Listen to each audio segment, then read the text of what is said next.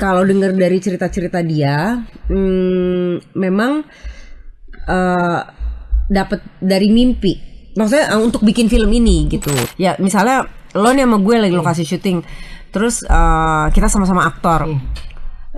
Nanti gini ya, lo kayaknya gini deh, nggak kayak gitu deh, pengen lo tampol nggak tuh? Karena ada yang kayak gitu, nggak boleh, memang tidak boleh.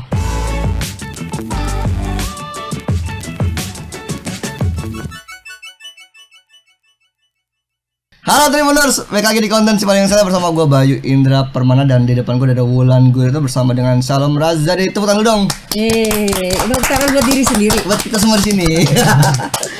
Selamat datang di si paling seleb. Ini siapa yang paling seleb? Loh. Kalian lah, tamu-tamu di sini. Ini kedua kalinya kalian mampir ke sini. Di waktu yang berbeda. Ini baru kedatangan berdua nih. Ini sebuah keberuntungan. Karena pasti banyak yang mencari kalian bareng-bareng berdua. Masa sih? Iya kayaknya. Tapi mereka kali ini berdua membawa film horor. Ya. Judulnya Malam 3 Yasinan. Jadi kalau kita ngejabarin itu berarti Malam 3 Yasinan tuh kayak malam ketiga tahlilan gitu ya? Iya. Oh, I see. Jadi berkisah tentang apa film ini? Berkisah tentang dirunut dari awal ya. Jadi ini horor misteri keluarga. Horor misteri keluarga tentang ketragisan yang terjadi di keluarga besar konglomerat di tahun 80-an ini akibat dari obsesi atas kesempurnaan dan itu namanya apa sih yang jaga image? Iya, apa istilahnya? Jaga image kan? Nggak baik keluarga. Ya, menutupi martabat the next keluarga. Okay. Jadi ceritanya tuh dimulai dari salah satu anggota keluarganya si kembar, cucunya Opa Hendra, the dengkot di keluarga ini lah, the king gitu, meninggal secara mendadak gitu. Si cucunya meninggal. Ya.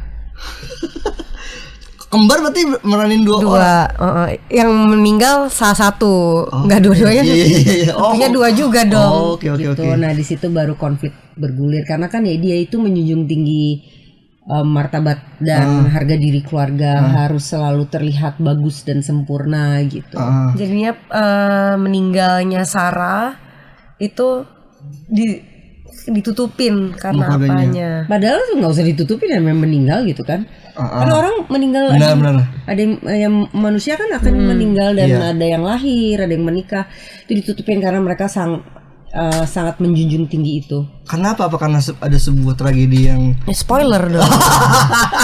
Nah makanya dari itu Samira kembarannya. Sarah dan Samira. Samira kembarannya. Karena dia karakternya yang lebih tough, lebih berontak, rebel gitu si Samira. Dia kepingin tahu ini tuh kenapa, tapi nggak ada yang mau bilang. Kayak cuman ya udah dia udah meninggal aja, nggak dikasih tahu alasannya nggak make sense menurut Samira. Oh bahkan di internal keluarga pun nggak semua orang tahu. Mereka megang bener prinsip ada prinsip Jawa. Mikul dur, mendem jero. Jadi artinya menjunjung tinggi martabat. Omanya aku lupa. Menutup yang jelek-jelek. Menutup yang jelek-jelek di keluarga gitu. Jadi emang kalau ada yang jelek-jelek kan di trailernya juga ada tuh apa namanya quote itu diucapin sama Opa gitu. Jadi memang dia itu mendikte keluarganya apa namanya untuk selalu menjaga harga diri dan martabat keluarga. Oke. Jadi emang ini Jawa banget ya. Ya, jadi ini makanya horor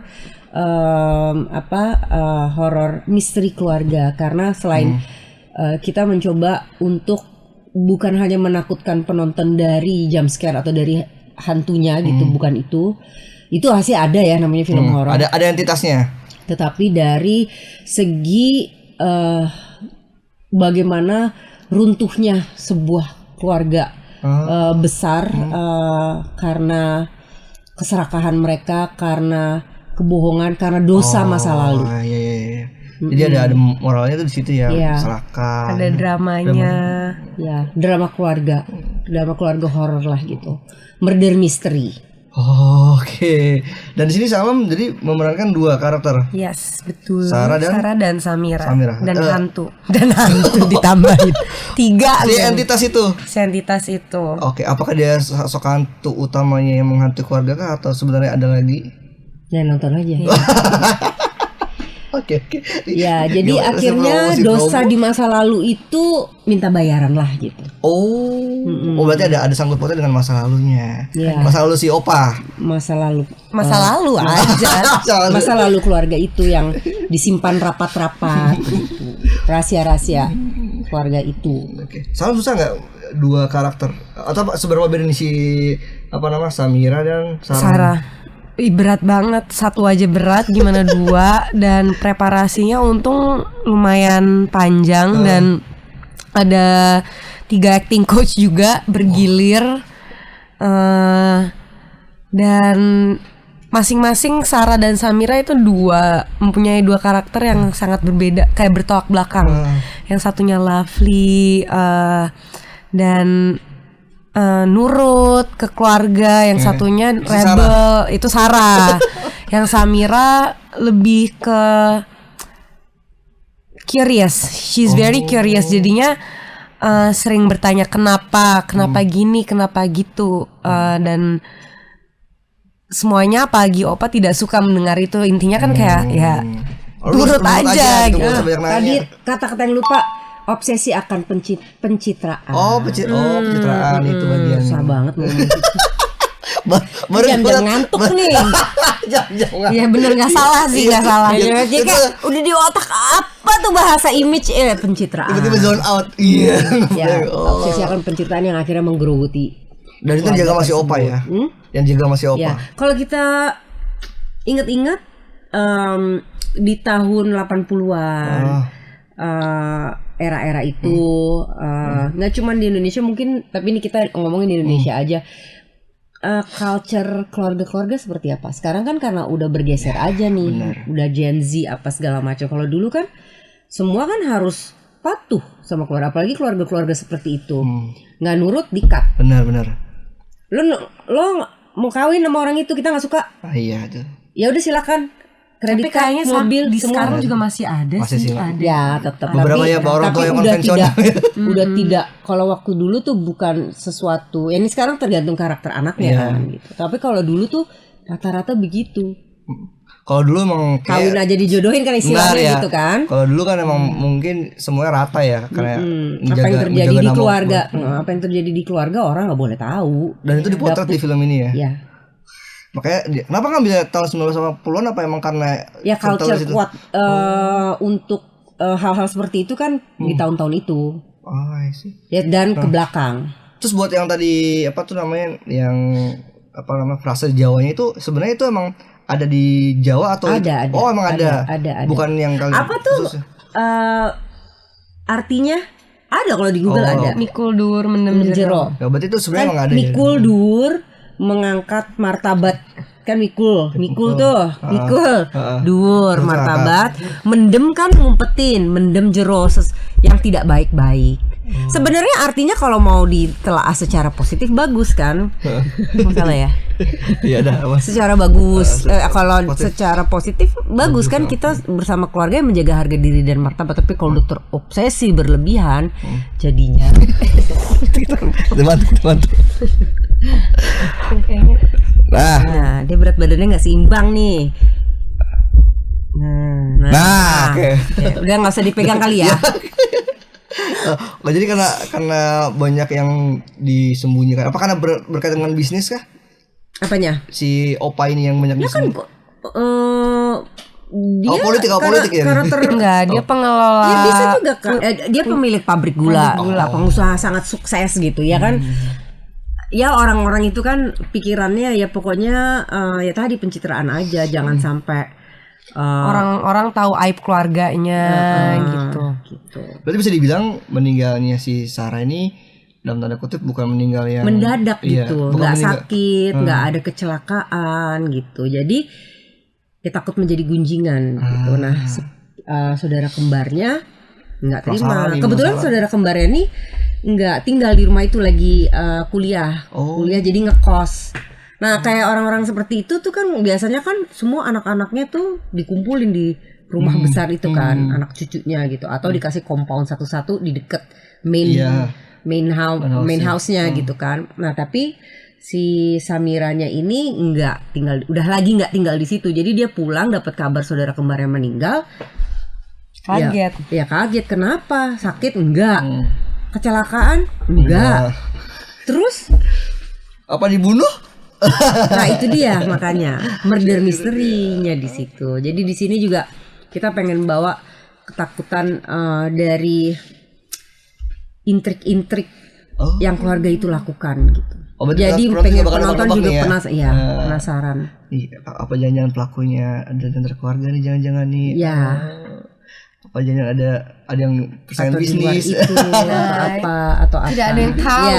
Makanya harus menonton. Kamu sebagai siapa di sini? Saya sebagai kebetulan produsernya juga dan main juga. Kalau sebagai pemainnya di sini peranku namanya Laila. Laila itu istri kedua dari anaknya si Opa Hendra ini. Ketua geng. Jadi si Opa Hendra ini punya anak 2, satu perempuan satu laki. Yang laki-laki ini Mbak Im Wong, namanya Ari yang meranin Mbak Im Wong. Istrinya ada 2, yang satu Lana, ibunya dia, dan kembarannya, dan yang istri kedua aku, anaknya si Farhan Rashid itu. Which is Sena. Jadi this family is just tiri. Iya. Di film ini. Iya. Seperti apa karakternya, apa dia sosok? Ya istri kedua gimana sih? Istri kedua nggak insecure, nggak feel secure juga. Jadi ya dia juga banyak intrik gimana caranya supaya gue secure nih kayak gini. Itu udah bagian intrik. Apalagi si suaminya meninggal. Jadi 2 istri pertama dan kedua stay di rumah itu. Jadi gimana mengambil hati si Opa supaya anaknya yang diutamakan, anak aku dibanding anaknya yang istri pertama, which is yang kembar ini. Ribet nggak? Ini urusannya dengan warisan pasti.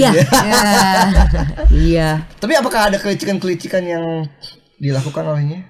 Oleh siapa? Karakter yang Kaulan? Ya nonton aja dong. Jadi banyak misterinya juga. Iya. Kan kalau dilihat trailernya juga kelihatan tuh karakternya gitu. Walaupun udah jelas gitu. Ada si ini, si Laila, Lana. Tapi kalau kenapa ngambil judul 3 Yasinan, apa karena teror itu datang ketika di malam ketiga kah, atau ada? Iya, kebetulan sutradaranya itu Yani Sukarya itu juga salah satu penulisnya ada 3. Salah satu penulisnya. Jadi kalau dengar dari cerita-cerita dia, memang dapat dari mimpi. Maksudnya untuk bikin film ini gitu. Dia melihat dia mimpi. Jadi nih si Yani Sukarya nih memang dari kecil tuh senengnya hal-hal yang seperti ini, mistik, horor, supranatural, hal-hal kayak gitu. Dia suatu hari tuh mimpi dia lagi datang ke Yasinan gitu, tahlilan, lagi baca Yasin. Ada satu orang di pojokan yang nggak ikut Yasinan, berdiri aja, diem aja. Pokoknya intinya seperti itu. Dia kebangun, akhirnya dia mendapat ide untuk bikin ini gitu. Terus kan dia approach aku gitu. Dia approach Kak, aku pengen bikin film ini sama kakak dan 2 partner aku, Manda dan Yana gitu, di Alkimia Production. Terus ya kita bilang karena ini kolaborasi.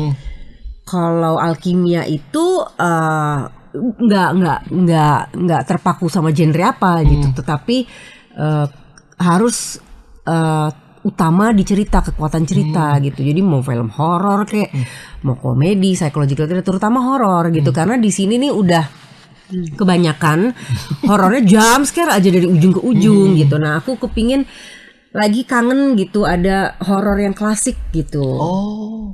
Yang bercerita gitu. Yang storytellingnya banyak. Iya, yang ketakutan yang diciptakan tuh bukan hanya karena hantu yang ada, bukan karena jumpscare yang ada, itunya mah ada gitu, tapi apa yang di luar itu apa gitu.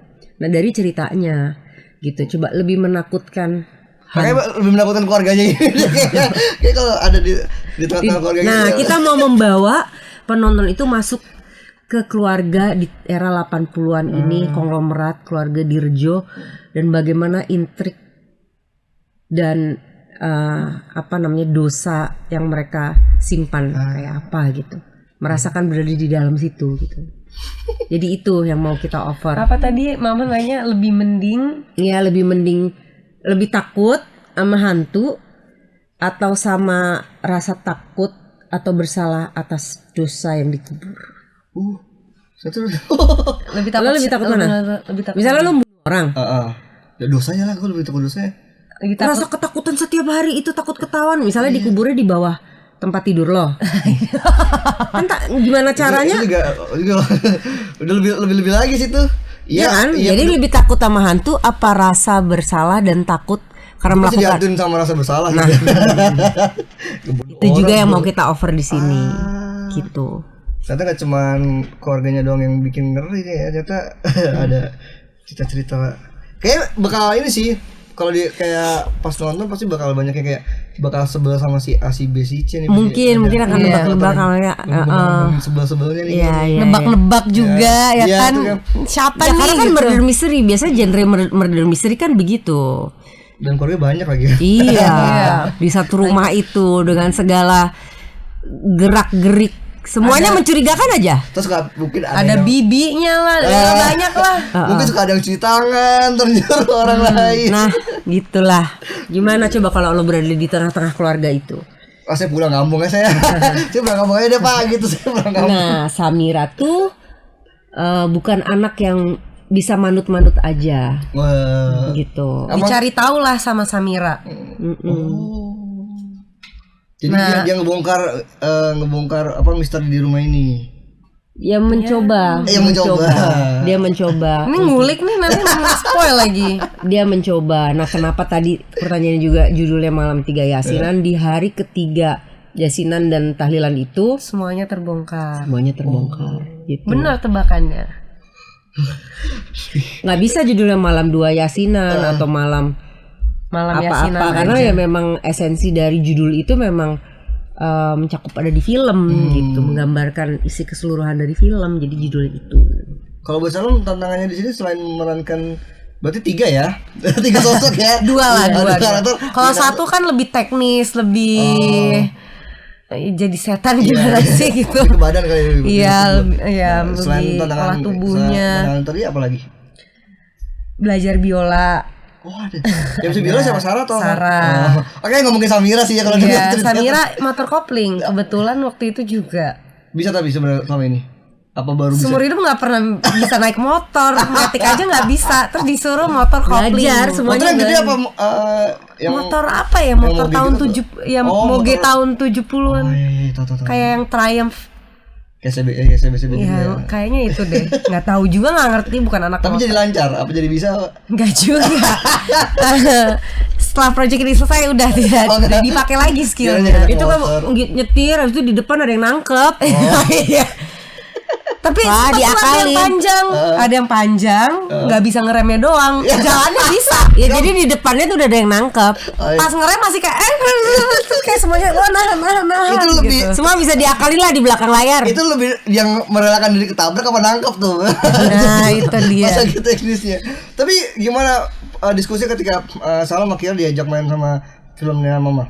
Aku casting dong, nggak ada urusan sama ini film aku terus anaknya yang main gitu nggak. Tapi kamu lah yang nawarin? Enggak juga. Jadi funny story.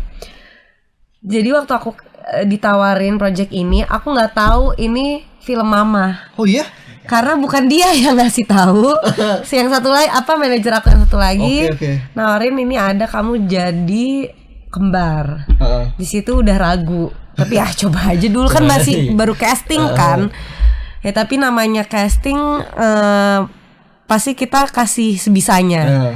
Yang terbaik sebisanya kita. Pada saat itu udah casting dapat telepon, ini kamu dapat nih, tapi ada tantangan lagi, aku harus turunin berat badan. Berapa? Dimintanya kemarin 8 lagi sampai sehat banget. lagi enak makan makanya. 8 sampai 10 kilo mintanya dalam 2,5 minggu. Wow. Aku berhasil 7,5 kilo.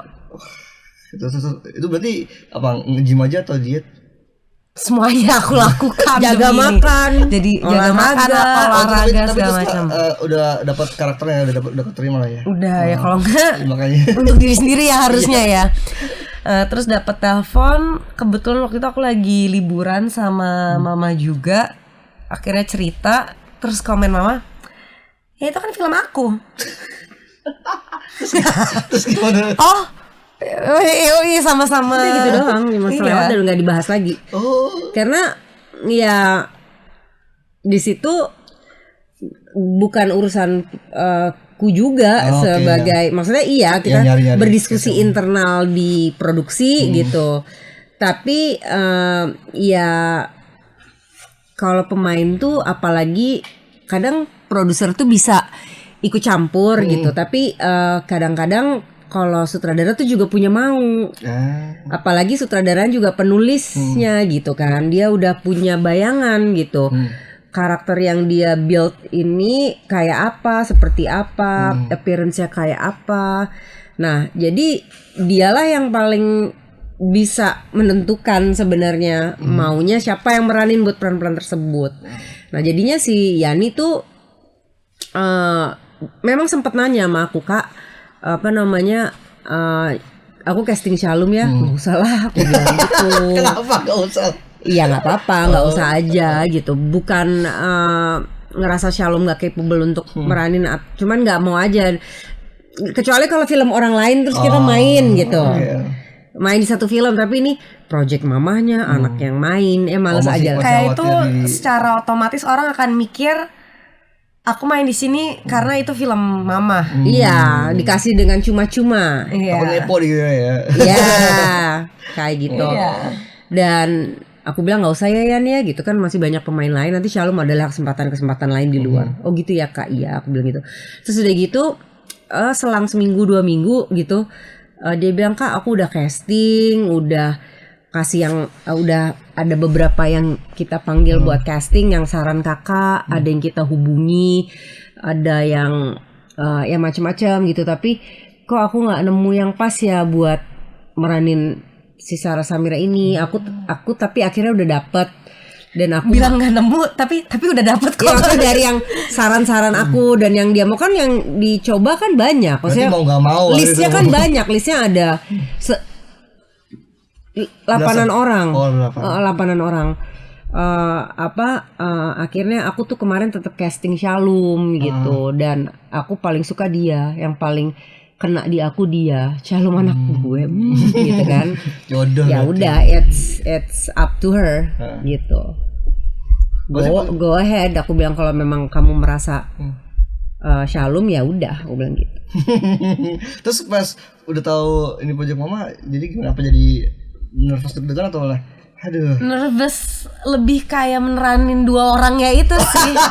Jadinya nervous lainnya udah ketutup. Iya, beranin 1 orang aja tuh berat banget. Maksudnya ya karena we're in the same field. Maksudnya aku juga ngelakuin ini. Aku belum pernah dapet peran 2 sekaligus.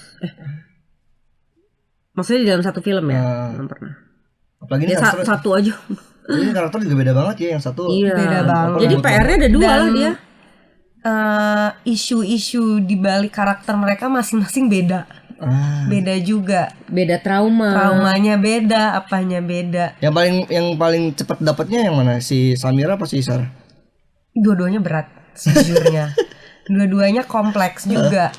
Jadi gimana ya? Bukan even acting coachnya aja semuanya bilang kamu ini akan berat banget untuk kamu. Iya tahu kok. Jadi yang bisa aku lakuin ya lakuin PR itu dari misalnya setiap acting coach banyak belajar juga dari mereka gimana caranya membedakan dua karakter ini, yang ngerjain PR-nya lah, apalah. Dan kalau aku membedakannya dari playlist. Metodenya sekarang ada yang pakai parfum, Iya, kalau aku playlist aku bikin playlist satu untuk Sarah, satu untuk Samira. Nah, bedanya apa tuh? Yang satu lagunya apa, satu lagunya? Buat Sarah switch gitu ya. Iya, Sarah lagunya klasik kayak Beethoven, Chopin, komposer seperti itu. Kalau misalnya Samira Nirvana, kayak gitulah. Oh iya, biar Guns N' Roses. Bisa sih The Killers gitu-gitu. Dan itu berhasil. Alhamdulillah, mari kita nonton nanti. Tapi aku juga belum nonton. Belum preview. Belum tidak diperbolehkan. Kalau biar surprise lah. Kalau gimana ngeliat hasilnya? Apa maksudnya ngeliat peran aktingnya? Hasilnya memuaskan. Maksudnya kan melalui proses editing aku kan juga kan bisa ada cut 1, cut 2, cut 3 kayak main puzzle aja gitu kayak feel-nya nggak dapet ya. Aku nggak ngomongin dia secara personal ya, secara peran dia aja nih secara keseluruhan ya gitu. Aku nggak bisa nilai satuan lah gitu. Oh, I see. Ya kan, karena kadang-kadang kurang di mana itu bisa diperbaiki di mananya gitu. Misalnya kayak main puzzle pada saat kita menyatukan sebuah film itu gitu. Jadi cut 1 rasanya gak dapet, ini kok kayak lambat, ini kok kayak gini. Cut 2 sampai final cut gitu. Sampai lock gitu. Itu panjang perjalanannya. Pusing banget ya, jadi produser tuh berarti pusing atau justru menyenangkan buat kamu lah? Menyenangkan lah, pusing mah iya, itu udah pasti tanya aja pusing. Tapi menyenangkan, sangat menyenangkan, sisi kreatifnya gitu, prosesnya dari hari ke hari menjadikan itu sampai jadi utuh film. Nah, kalau udah menyadari bahwa yang jadi terlibat produser, juga banyak banget kan. Ini berarti bukan pertama kali kamu jadi produser kan? Enggak. Nah, udah sudah tahu sepusing itu jadi produser, kenapa juga masih pengen pusing-pusing jadi pemain? Iya, udah pusing jadi produser, pusing jadi pemain juga. Karena ya. kalau dengar ceritanya kan kompleks banget nih kayak karakternya kan. Kenapa maksudnya yang ambil satu aja pusing kan, yang ngambil 2 pusing gitu? Enggak sih, malah sekarang kalau yang kemarin-kemarin tuh Alkimia lumayan vakum lama ya. Jadi film pertama kita bikin 2012 2017. Sekarang 2025 tuh judanya kan panjang. Tapi sekarang kita mau produktif sih. Maksudnya kita mau aktif. Kita mau aktif. Kenapa mau ya gak bisa dijelaskan ya. Ya memang kepingin, memang seneng gitu. Kemarin mungkin ada kendala dan lampu hijaunya tuh belum terlalu kebuka gitu. Maksudnya gini, dari satu project mungkin kemudian aku lebih fokus ke yang lain gitu, pekerjaan yang lain atau main film gitu. Tapi sekarang kangen itu datang gitu. Dan kebetulan sebenarnya yang mau dibuat tuh duluan bukan ini. Ada film murder mystery, bukan horor, bener-bener murder mystery aja gitu. Tapi udah proses atau belum? Akhirnya yang lampu hijau ini sama seperti waktu bikin film yang pertama, yang mau dibikin bukan itu. Yang mau dibikin Feel. Judulnya ada Feel, What I Want in Life. Ada bukunya, itu bukunya yang aku tulis juga. Aku sama mantan suami sama Robert Roni. Kita tulis bareng. Nggak jadi dibikin. Jadinya malah dilema kan, ya kayak gitu-gitu gitu. Berarti itu tuh ini ya kayak dinamis-dinamisnya jadi produser kan? Ya mungkin sekarang yang aku lagi pelajari banget tuh how to untuk marketingin film. Karena kan eranya udah beda nih. Terakhir aku 7 tahun lalu. Gitu. Kalau pembuatan filmnya mah sama-sama aja.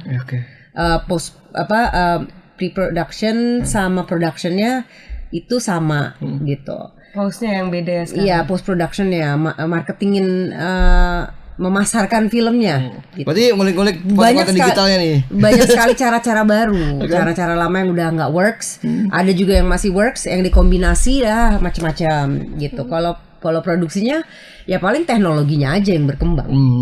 Makanya film-film kita kan juga makin keren-keren gitu kan.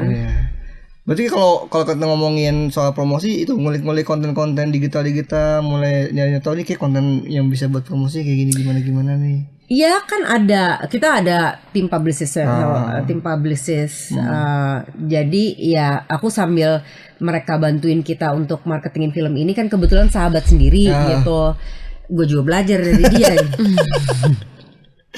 Belajar, oh sekarang kayak gitu ya. Gitu. Oh, apa ya? Jadi yang hal baru yang di pandangan panjang lah.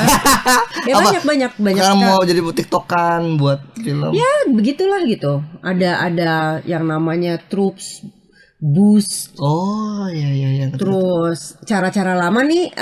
Kalau dulu meet and greet, sekarang begini. Oh iya benar. Dulu meet and greet. Ya sekarang masih ada. Misalnya special screening. Ya benar. Cinema visit setelah filmnya tayang. Yang grassroots gitu tuh sih masih ada. Cuman banyak sekali hal-hal lain gitu yang mempromosikan secara digital. Terus cara mempromosikannya juga seperti apa gitu.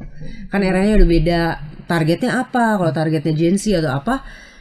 Ya beda cara marketingnya udah nggak bisa kayak dulu gitu. Nah kalian tuh kalau misalkan kayak dapat project bareng kayak gini, diskusi soal masing-masing kayak mungkin Salam nanya, better gimana nih kalau acting gitu tuh gimana? Enggak dong, kan ada coaching clinic, kan ada coaching clinic, ada reading. Aku kan karena main juga di sini kan aku ikutan juga. Jadi maksudnya kita apakah di rumah gitu? Coaching bareng, terus ngobrol. Kita reading bareng gitu. Oh di situ aja di lokasi? Iya, semua punya prosesnya masing-masing. Kalau di rumah aku udah fokus ke PR aku. Iya, PR banyak. PR banyak soalnya. Dua karakter sih ya. Iya. Kita ngobrolin yang lain lah. Oh, di rumah. Buat nge-refresh ya. Iya. Soalnya kebetulan semua karakter di Malam 3 Yasinan ini semuanya mempunyai karakter yang kompleks banget. Semuanya mempunyai masalah. Jadi nggak ada karakter yang hahi aja. Semuanya punya traumanya masing-masing. Di trailer tuh mukanya pada tegang. Kelihatan kan. Bingung ini tegang ngeliat hantu apa enggak? Bagaimana gini? Stres semuanya. Ini nggak ada satu komedianya yang buat bacain dikit atau gitu. Tegang semua. Ya namanya ya begitu, orang yang menutupi kebusukan. Dan menutupi dosa kelam tuh ya. Itulah. Ini kayak selalu penuh ketakutan, Jadi selesai reading pasti kita udah ngoceh, udah berat banget gitu. Cuman banyak gak scene kalian berdua di film ini? Banyak. Lumayan. Tapi ya gitu. Yang berdua doang cuma satu ya. Iya, yang lain ada anggota keluarga lainnya. Gitu. Tapi apa sih yang dirasain sama kalian berdua sebagai kan ibu dan anak terus main film bareng terus satu project bareng di luar dan perannya bukan sebagai ibu dan anak. Itu maksudnya apa yang kadang-kadang misalnya jadi rival atau apa gitu ya. apa mungkin ada kikuk satu sama lain atau nervous satu sama lain, terutama mungkin Salam, nyokap gue enggak sih aku mungkin itu aja mungkin, iya mungkin karena harus dimulai dari akunya karena kan dia anak aku ibu. Jadi ya mungkin caranya dia bisa nyaman itu karena aku nggak ngegubris dan ngeganggu dia gitu. Jadi ya mungkin itu juga efek sih. Seperti bagaimana aku ke teman-teman aktor lainnya secukupnya, seperlunya. Kalau misalnya lagi diskusi memang lagi mau diskusi juga atas kemauan bersama, bukan mendikte seorang ibu yang kayak mengkritik Kak di lapangan, kan nggak bisa kayak gitu kan. Di situ kan saya bukan ibu dia. Jadi benar-benar aku nahan untuk itu gitu. Jadi aku nggak pernah sama sekali. Ya misalnya lo nih sama gue lagi lokasi syuting, terus kita sama-sama aktor. Nanti gini ya, lo kayaknya gini deh, nggak kayak gitu deh, pengen lo tampol nggak tuh? Karena ada yang kayak gitu, nggak boleh, memang tidak boleh. Terus sebenarnya ada ya. Berarti nggak kayak yang maksudnya bukan di beda kan udah itu kan udah melalui proses dari kita reading bersama. Di situ kita boleh tuh kasih pendapat kalau ditanya, tukar pikiran, brainstorming, membedah bersama lah istilahnya gitu. Tapi setelah itu kan udah mateng nih, kita keset ya udah. Semua prosesnya masing-masing gitu. Udah ruang profesional ya. Iya, masing-masing lah gitu. Nggak ada kita ganggu-ganggu lawan main atau aktor lainnya sesuai yang kita mau, nggak bisa. Sutradara bukan apa bukan gitu kan. Dan itu works buat ini Shalom. Jadi sutradara boleh kalau kayak gitu. Ya tapi mungkin karena treatment mama ke aku juga kayak gitu, jadi aku juga lebih ya di set ya fokus dengan kerjaan aja. Jadi nggak kerasa main sama mama, jadi kerasa main sama Wulan Guritno aja gitu ya. Ya. Iya. Merasakan. Dia bukan nyokap dia Wulan Guritno aja. Ya, antara itu atau ibu produser. lebih beban main sama ibu produser. Kalau di set buat seorang aktor itu ya kita tapi pengen produser Ibu Sri Wulandari Guritno seru, dibawain jajanan, makanan buat semuanya. Nasi buat kru juga. Iya, buat semuanya. Banyak makanan. Jadi kru film gua. Waduh. Kayak waktunya panjang tuh. Nggak kerja tadi. Tapi kalau buat kalau ngebedain itu dia fokusnya main, kemudian mungkin juga harus mikirin kan di lokasi nggak mungkin 100% perfect lah maksudnya. Iya, betul. Tiba-tiba ada pasti selalu kadang-kadang ya namanya kerja banyak orang ya gitu. Udah dipersiapkan sematang mungkin ada aja miss gitu kan, atau tiba-tiba kendala apa yang terjadi. Sebisa mungkin kalau kemarin itu karena aku tahu, jadi aku tuh memang dari awal tuh udah bilang sama Yani, jangan akulah yang main, tapi si Yani lagi balik lagi nih, emang bebel banget ini sutradara. Ini produsernya tiga-tiganya main. Oh iya. Iya, dan itu kemauan sutradara kita udah nggak, Yan. Mau dicariin duit nggak sih buat filmnya? Disuruh dicariin duit, disuruh acting juga, suruh ngurusin marketing juga, suruh maju gimana, bingung gitu kan. Tapi terus kemudian karena dia Kak, aku nggak dapet juga nih peran buat Laila, aku udah cocoknya sama kakak, gitu kan. Tanya deh nanti kalau kapan ketemu saudara. Jadi akhirnya ya udah, cara aku membaginya adalah sebelum syuting aku lebih fokus ke producing, mempersiapkan film ini sampai produksi, sampai syuting, sampai hari syuting. Ya sampai hari syuting. Pada saat hari syuting gitu, jadi aku tetap mempersiapkan si Laila ini karena kan aku tetap ikut tuh coachingnya, tetap ikut readingnya, gitu. Tapi lebih double job. Kalau di situnya persiapannya bareng, tapi pekerjaan utamanya produser gitu, sambil mempelajari si Laila ini. Begitu masuk syuting ya udah aku fokusnya jadi Laila karena nggak bisa ke distract juga untuk itu. Kalau ada kendala ya boleh aja laporan, tapi biasa kalau bisa di handle dulu sama line produser, kan ada lagi. Di bawah produser ada line produser gitu. Jadi kita udah bagi tugas dan udah atur sematang mungkin gitu. Barusan mau nanya apa dibagi ke produser lain atau tiga-tiganya main? Iya.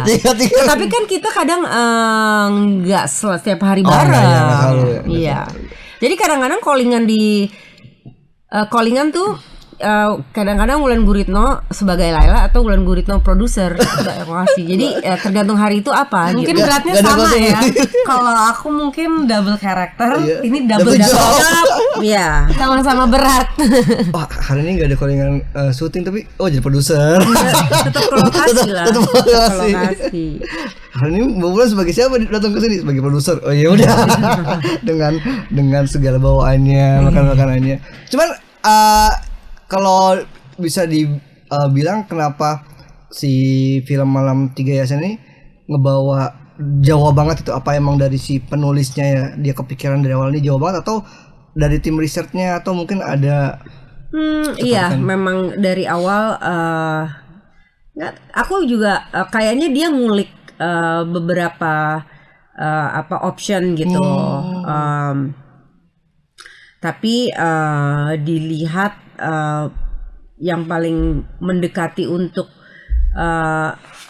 vision dia ini mungkin itu kali ya, keluarga konglomerat dengan kan. Soalnya ada pepatah itu juga. Iya. Apa sih pepatah nggak sih namanya, mikul dhuwur mendem jero itu kan juga ternyata itu dari zaman dulu itu udah ada si kalimat mikul dhuwur mendem jero. Dan itu penulisnya yang dia mendapatkan atau diproses dari tim produsernya? Apanya? Yang tadi peribahasa tadi itu. Oh iya, yang nulis lah.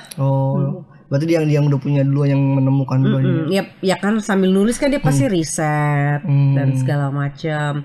Apa yang mau dia tulis, apa yang mau dia ceritakan, kan dia harus jelas betul dia mau menceritakan sebuah keluarga konglomerat di era 80-an dengan culture yang seperti itu tuh ya kan, yang mikul dhuwur mendem jero itu gitu, yang menjunjung tinggi martabat keluarga, terobsesi dengan pencitraan dan lain sebagainya, dan anak cucu turunannya harus sesuai koridor gitu kan. Nah, ya mungkin dia melakukan riset dan akhirnya ya udah mendapatkan inspirasi dari adat tersebut gitu.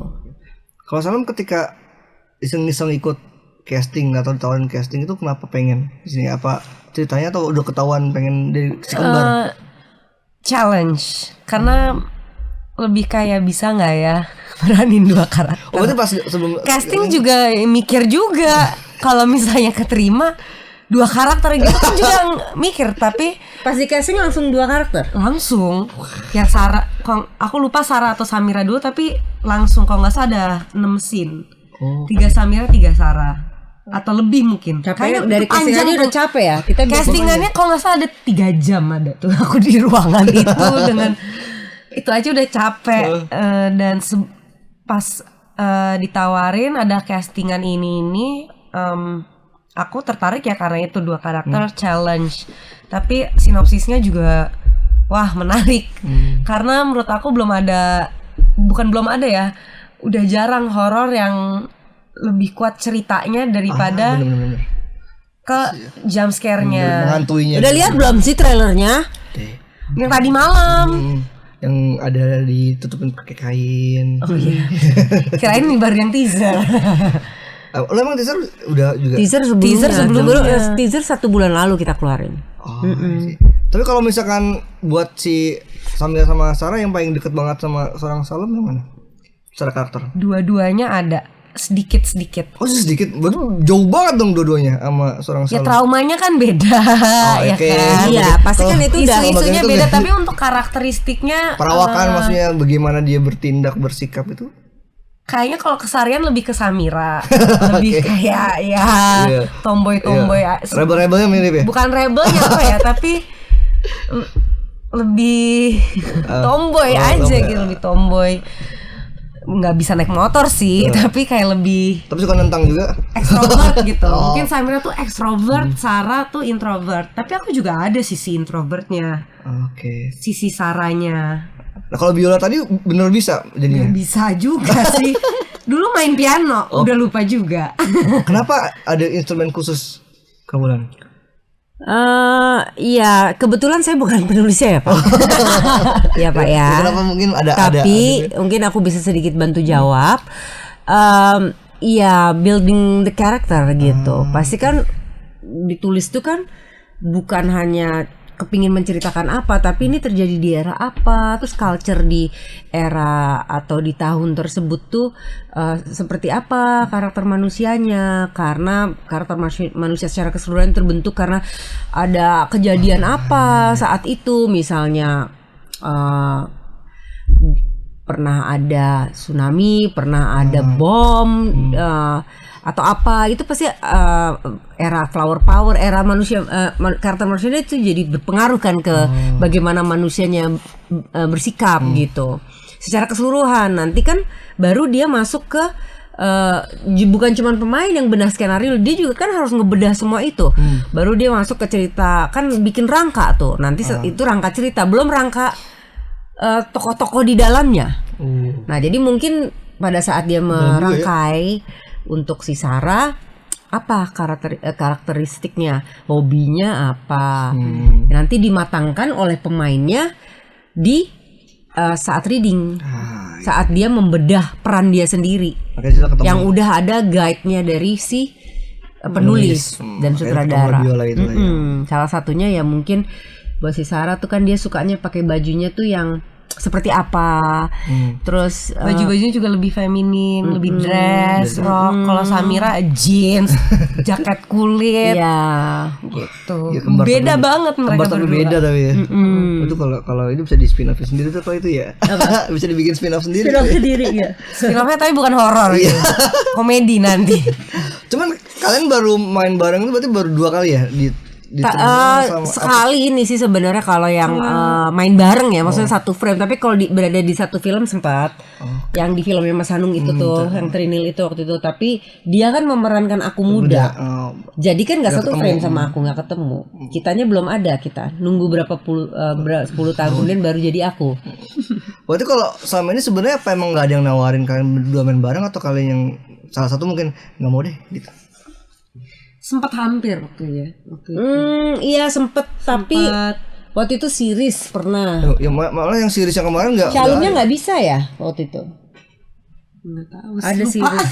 Ya, tapi sempat kalau nggak salah ada satu yang judul ya, yang hampir bareng. Oh banyak ternyata. Mungkin pas tawaran itu datang, aku udah ada di sebuah project gitu. Biasanya gitu sih gitu. Tapi sebenarnya kalian nggak yang ngebatasin banget supaya nggak main berdua bareng? Enggak juga ya. Sebenarnya pengen ya, main sama siapa aja pengen aja gitu. Termasuk antara kita berdua gitu. Cuman memang belum ketemu gitu. Ketemunya di project dia sendiri.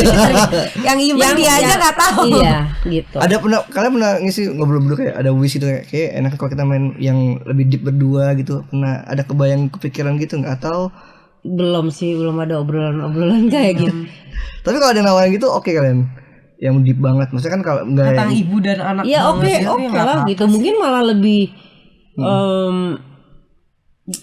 chemistry-nya dan mengulik rasanya gitu. Mungkin bisa lebih karena kan udah mengenal gitu kan, namanya anak gitu kan gitu. Siapa tahu penonton pengen melihat kalian di situasi yang enggak mengerikan dalam dihantuin atau berdosa gitu kan. Siapa tahu ada ibu dan anak yang lebih deep. Iya. Kan sama ini emang kalian yang agak sedikit membatasi, takut nggak mau main berdua. Enggak. Memang kesempatannya belum ada. Biasanya kalau ada belum jodoh. Belum jodoh. Ada laporan misalnya dari manajemen, ada laporan nih pengennya dia Maulan main dan ada Shalom juga gitu. Tapi kita udah nerima film ini Mbak gitu. Apa gimana? Ya aku udah di project gitu kan. Udah ada di project lain. Padet. Alhamdulillah gitu. Nah mungkin nanti ke depan mungkin ada yang pas timingnya aja. It's a matter of itu aja sih. Timingnya belum tepat dan pas. Tapi nggak pernah kalian wish banget tahun depan lah bisa kali, nggak pernah kayak gitu ya? Nggak bisa diatur juga. Kalau wish mah bisa. Kita bisa. Biasanya kan kalau wish, kalau kita wishes something meyakini kan insya Allah terjadi gitu. Wah benar sih benar. Ya tapi kan ya terjadinya kapan nggak tahu ya. Oke, film ini syutingnya di mana, di Jakarta? Subang dan Bogor. Ya Subang dan Bogor. Itu rumah gedenya di mana? Di Bogor. Dan kuburannya itu ada di belakang rumah tersebut. Jadi kuburan memang kuburan keluarga itu. Waduh, jadi enak banget, udah lengkap syutingnya kita di situ aja, sama di pabrik gula. Nah pabrik gulanya tuh di Subang dan di belakang pabrik gulanya ladang kebun tebu. Creepy nggak rumahnya? Atau rumahnya? Itu aku lebih creepy di pabrik. Iya pabrik itu creepy sih. Itu beroperasi nggak, masih beroperasi nggak? Enggak, udah itu semua kita touch up juga di DI. Ternyata aku juga baru tahu setelah kita udah selesai dari Subang. Itu ternyata creepy banget, angker banget itu pabrik. Karena setelah kita syuting ada orang lokal yang bilang sama kita, kok berani sih syuting di situ? Mbak telat Mbak. Udah terjadi. Iya. Harusnya pas kita lagi. Alhamdulillah semuanya lancar. Harusnya pas Reiki digituin aja. Alhamdulillah lancar. Nggak ada gangguan apa juga nggak ada. Paling anak art aja sih yang diganggu katanya pada saat ngeset. Itu ditemenin kali ya, ditemenin diajak main, ditemenin karena kan malas juga sih ditemenin begitu. Iya, kosong, lama, angker gitu kan. Tapi kita nggak tahu. Nah, mungkin karena ketidaktahuan kita. Jadi tapi kita tahu di tempat-tempat baru, apalagi terutama di tempat-tempat yang seperti itu tuh ya kita harus jaga diri, aware, permisi, nggak bengong, nggak sompral, iya nggak sembarangan lah gitu. Jadi film ini tayangnya kapan? 8 Januari awal tahun. masih liburan kan, jadinya enak. Jadi Bisa ajak keluarga. Kalau misalnya baru PDKT lumayan kan. Bagus, masih ada trik-trik begitu lah ya. Iya. 2026 tuh masih. Emang masih itu 2026 deh kayaknya. Enggak, masih kali ya. Mungkin aja nggak ada yang tahu loh. Kita tanya coba gimana yang biasa ya. Pasti udah. Oke, jadi sekalian closing statement dari Ulan sama Shalom. Kira-kira setelah film ini tayang tanggal 8 Januari 2026, experience atau pengalaman apa yang dirasakan sama penonton di bioskop nantinya dari Kak Ulan? kayak yang tadi udah diceritain di depan, kita mau bawa kalian masuk ke dalam rumah keluarga Direjo ini. Kok kayak serem ya? Emang itu Kayak mengajak ke cult gitu emang ya. keluarga yang menyeramkan sih dari ceritanya. Kita mau Kayak ngajak cult gitu ya. horor dan teror dari keluarga Direjo tersebut di dalam rumah besar mereka itu. Malam 3 Yasinan 8 Januari 2006 di bioskop kesayangan kamu. Oke, udah Shalom. Simple aja. Semoga bisa menghibur semua yang menonton dan semoga pesan-pesan yang ingin kita sampaikan bisa diterima juga. Pokoknya jangan lupa nonton malam 3 Yasinan 8 Januari di bioskop. Oke, itu dia teman-teman Tribuners. Jadi di awal tahun masih liburan nih, masih enak nih. Masih Jadi, liburan, masih ada duit jajan sisa-sisaan untuk liburan. THR masih ada. Masih ada harusnya. Akhir tahun. THR Natal. Tahun baru. Tahun baru tuh masih ada, jadi Double bisa kan tuh. masih bisa dipakai buat nonton film di bioskop malam 3 Yasinan tanggal 8 Januari 2026. Nontonnya di bioskop. Nah, kalau lagi nonton aja, nggak usah di foto adegan dan direkam-rekam karena itu namanya pembajakan. Kalau mau support bisa foto tiketnya, foto posternya, atau ketika teman-teman cast dari lagi Sinar Visit bisa foto bareng gitu untuk supportnya. Jadi kalau sekarang nge-share adegan tuh kan udah termasuk pembajakan dan gak keren. Jadi kalau bisa nontonnya yang legal-legal di bioskop, jangan di link bajakan. Yeay. Betul sekali. Thank you buat Kak Ulan sama Shalom udah mampir ke thank you, Paling thank you. Seleb. Thank you. Khusus buat filmnya dan buat teman-teman Tribuners. Terima kasih si paling seleb. Thank you. Jadi buat teman-teman Tribuners, thank you udah nonton konten Paling Seleb. Jangan lupa buat nonton terus konten-konten tribunus.com lainnya dan sampai jumpa, bye-bye. Oke. Hey. Foto dulu dong. Foto bertiga, itu foto.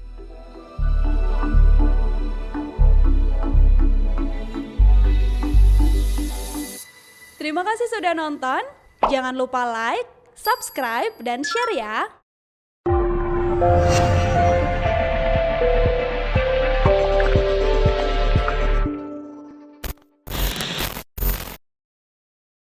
Download Tribun X sekarang.